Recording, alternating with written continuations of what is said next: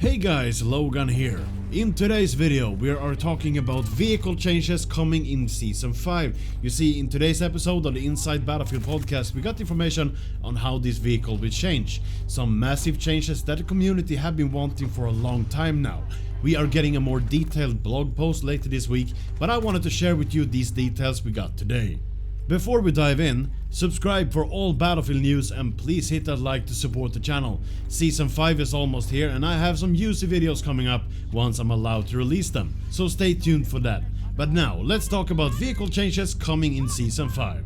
First out here, DICE is reconstructing the loadouts for all vehicles. That means removing and or adding weapons to different vehicles. Like the explosives, they will not be available for all vehicles anymore. And I think the most part of us can say that that's a good thing.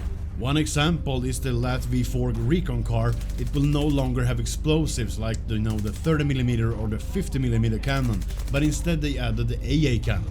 And the transport helicopters like the Hind and the Condor will have their explosive weapons removed. And this is something that I know that many have been wishing for a long time now, including me. The Wildcat AA tank will now have its own vehicle category, and it will also get a fancy new very powerful AA cannon. I'm not sure if a new even more powerful AA cannon is needed, but we have to wait and see how powerful it actually is and then leave feedback about that. I would love to know what you think about that in the comment section down below. And you know, on several Portal maps there are stationary AA guns that can be used by players. The next map in Season 5 will feature these. They actually mentioned that these can be destroyed, so keep that in mind, and that DICE might place these on other maps in the future. Now over to tanks.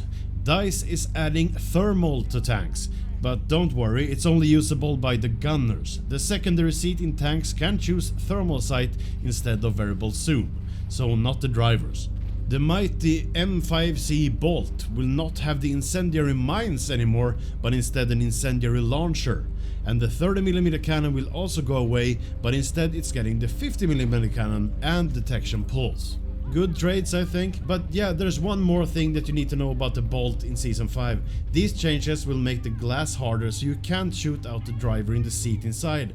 This is because they want to make the Bolt feel more like a heavy hitter, a heavy vehicle, and I think that's fair.